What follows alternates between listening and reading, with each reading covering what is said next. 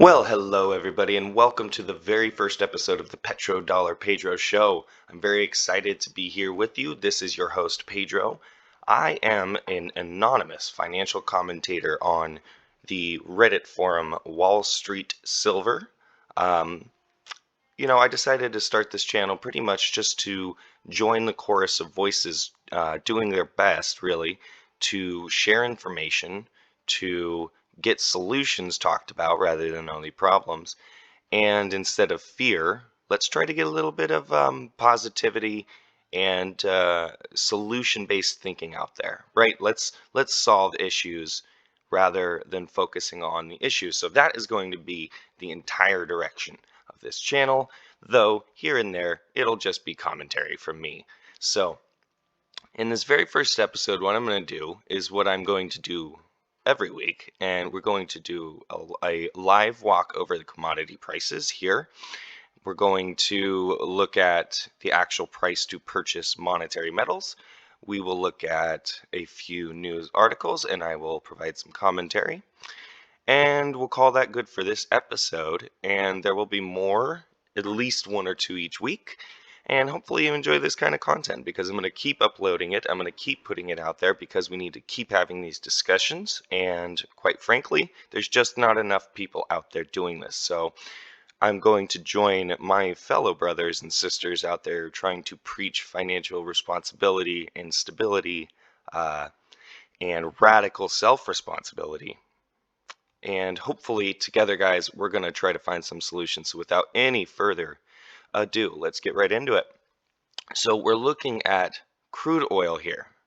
What we're going to do is we're just going to go over these commodities, what their prices are, and whether or not they're looking stable or they're looking, a little weak, if you will. So crude is sitting at about 81 here.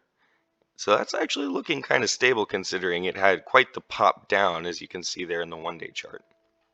But interestingly about that, gold is at 1744 and silver is sitting at 2116. And I've always felt like with higher oil prices, you should see higher precious metals prices, considering that that's how we extract our metals as our fuel. Now, of course, it's diesel that is used to extract gold and silver and things like that. However, diesel is a byproduct of the refining process, so oil going higher should, in essence, affect gold and silver. But if you're a hardened precious metals veteran like myself, then you know exactly why those prices are not running. But that's okay. Gold is sitting at 1744 and showing really good strength actually in these markets. It's fantastic. If you bought gold, you are not regretting your purchase. At least you shouldn't be. Silver is sitting at 21. Let's see, it's jumped all the way up to 18 cents. This is important because silver it's kind of a tale of two cities. There's the monetary side, just like gold, but there's also the industrial side, which is the consumption factor. And I've just always found it interesting that silver is so undervalued and has so much torque to it that when it runs by massive percentage gains. And I really like these levels for silver. I would prefer to see it actually go down to 16 and really flush out the speculators, really flush out weak hands. But I'm not overly confident that we will see that. It looks like the 18 level was resistance. It looks like 22 is our next resistance. And if we break through that, we are going to continue to head higher, most likely, with drops along the way as the banks throw everything they can at it. Looking at the copper price, it's floating at $3.64. My gosh, I'm so used to reading everything in terms of data rather than prices. $3.60 is quite a stable price considering everything going on with the economy. So, copper, guys, is the bellwether for the global economy, but also a bellwether for inflation. High copper prices means inflation is here to stay. It is used constantly and consistently in construction and industrial, anything you could think of that needs electricity. There's some copper in it, there's some silver in it. And copper is showing us, guys, that the inflation looks baked into the cake. See, It does not want to go down past about $3.20. That seems to be resistance on the downside. The upside resistance seems to be $3.80 on the chart. So, pardon me. Oh, it's early morning. It really looks, guys, like inflation is here to stay, has really worked its way through the commodity complex and is not going away anytime soon. So there's a quick run over the commodities. If we pop over to APMEX, and yes, I know some people like and some people hate APMEX. I just use it for price, what do you call it? Price, oh, what's the word? Just looking at the prices in general, that you actually have to walk out the door and pay to get yourself some silver. So this is a 1 ounce silver round, and it's $27 out the door. But if you look here, it's actually $29 to order a tube of under 20 from APMEX. That is an absolutely insane premium. That's a mind-boggling premium to me personally. That is just the highest I've ever seen it in 3 years. That's over the last 3 years, I haven't seen anything like that. So we really need to keep an eye on this silver situation, guys. Ditch the deep state of Wall Street Silver. Absolutely fantastic. Follow him for the drain on the markets, the gold and silver markets. So here, let's go look at gold. What is it to walk out with a gold ounce? Just a gold ounce, guys. I want to know. Let's go look at just a bar. Just a bar. Who cares? APMEX. We'll go look at APMEX. Let's go see what we're walking out. Oh my God, just a half-gram bar. Okay, let's see. Let's find ourselves a 1 ounce gold bar. Here, square gold bar, 1859. That's actually pretty good if you think about it. But it's 1947, guys. 1947 if you're going to pay with credit card, PayPal. 1869 if you pay with check wire. And that's quite the spread if you look at the direct check wire amount versus the credit card and PayPal amount. That actually shows you that credit is disintegrating against real money because the spread to use credit to buy real money has increased. That's another way to look at things. So there you go. There you have it. You have an idea now of what you're walking out of the store and paying for your gold and your silver ounces. Now, I'm going to stop here for a brief moment. And I said that this channel is focused on solutions, and it is going to be very much so. Every now and then, you'll just get some commentary from me. But one thing that is an absolute solution to the problems out there is precious metals. I'm going to do a video at some point on a disagreement I have with George Gammon and Jeff Snyder, two incredibly smart gentlemen, two incredibly smart individuals, both of whom I follow on the regular, but both of whom said something that really irked me, and it is that we don't need to have a commodity, in air quotes, based money. Well, I 100% disagree with that because, as you can see here, gold has done its job protecting against inflation. Its job is not to go Bitcoin. Its job is not to make you rich. Its job is not to be that investment that sets you aside from everybody else. It's to preserve the wealth you have, and it is doing that very, very well. And if you were to have bought silver, let's say 2 years ago or so, you are doing very, very well. And if you actually, I'm not sure how well that comes up on the screen, but if you look at a 5-year chart and go back about halfway through that, you're doing pretty good if you bought there. Okay?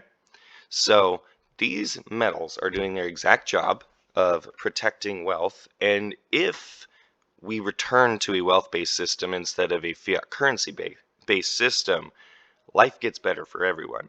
And there's some arguments I intend to make for that, and specifically addressing some of the points that Jeff Snyder and George Gammon had made.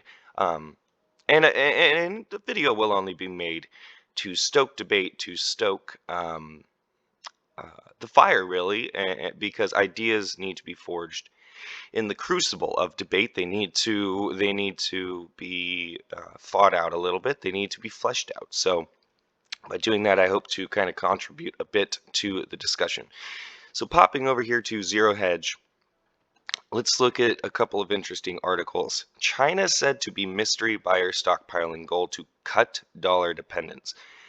China is pretty much considered to be the largest non-reporting holder of gold out there, and if they're planning to cut dollar dependence, that's pretty significant considering a large portion of our manufactured goods come from there. And if they switch to gold, guys, that's going to have quite the impact on the dollar. And no one can really tell you exactly what exactly to the T what it'll be, but there's some pretty good ideas. Here's another article on the FTX scandal and the Sam Bankman-Fried scandal. That is just disappointing all around. I'm not going to comment more than because other people have really just destroyed SBF and FTX thoroughly and properly as they deserve. And you just see more and more of this crap. But one thing I wanted to comment was the interesting story, the interesting saga of Twitter. And the reason that I wanted to point this out to everybody is that it looks like a controlled demolition of a free speech platform. Now, of course, Twitter does not support free speech, and almost certainly never did. However, if you understood the mechanisms of Twitter, you were kind of able to get information out there. But if it just doesn't exist, you're not going to get information out there. And my theory is that this might possibly be a controlled demolition of the independent social media platforms, because they're going to say, look at what Elon Musk did. We can't let that happen to YouTube, to Reddit, to wherever it is. We're going to have to make sure it's federally regulated and run. And that's how we're going to get complete control over speech. Just in my opinion, that's just my theory. It's just a theory. My goodness, the world is going to shit. AP fires reporter who risked triggering World War III with Polish misinformation. I mean, the headline says it all there. More bearish market action before the bull can run. The bull might be severely wounded in the market's case without an extreme liquidity injection from the Fed. Although once that happens, my God, the market's going to absolutely wet itself. But I wanted to just go over those few articles, guys, and just kind of, really comment on a few things. The most important article to me was the China said to be mystery buyer stockpiling gold. Guys, I don't think China or Russia or any other power can rise to become the new superpower. But what I do believe is that a coalition of these countries, if they can actually hold it together, might actually be a force to be reckoned with. Iran, China, Russia, that would those three would be quite the powerhouse. But you throw Brazil and India into that mix and combine the commodities they have, the infrastructure they have, you're looking at something curious. So one last thing I wanted to point out is I am a crypto neutral observer. I do not care what happens to it, to be quite frankly. I hope people who make money on it, if they're in it, and if not, more power to them. But I wanted to just briefly pop over to Financial Times and look at this little puppy. Hedge funds left with billions stranded on FTX. I said in a Reddit post that I thought this was the big one. And this is why I said that, because the banks and the Fed and the government, they simply don't care when the small people get hurt at all. But hedge funds and banks are too big to fail, as we all know. And when they get hurt, things start to happen, and regulation usually follows. And it's really unfortunate, guys, because we need currencies to be free, to be decentralized, and not in the hands of the government. It's just a fact. So being crypto neutral, I have to say that this is actually a rather troubling sign. And I believe SBF was just a fluff character placed in front of this so the public could direct their blame at somebody while the government steps in and looks like the good guy. That's my theory. So Anyway, everybody, hopefully you enjoyed this first video. It was a little bit rambly. I'm aware. They'll get better as we go. Don't worry, I promise. But I want to finish by just saying, do your best to live kindly. Don't be a pansy. Be brave. Don't be afraid to stand up to people who are bullies. Don't be afraid to speak out when you need to speak out. Be financially responsible. Be spiritually responsible. Be physically responsible. If you have children, teach them. If you have friends, preach to them. Do what you can to fix the world that you see around you and be that change, okay? Having said all of that, I am PetroDollarPedro, and this has been the PetroDollarPedro Show. I hope you guys enjoyed it. Let me know what you think needs to happen to the show. I thrive on criticism and will take it happily. Hopefully you guys just appreciate a little bit of commentary out there, and we'll keep coming back and keep listening with me. So I really appreciate you being here. I really appreciate everybody out there fighting the good fight, and just have a great day, and really, focus on clearing up any negativity in your life, and let's get these problems fixed, guys. With that said, PetroDollarPedro is out.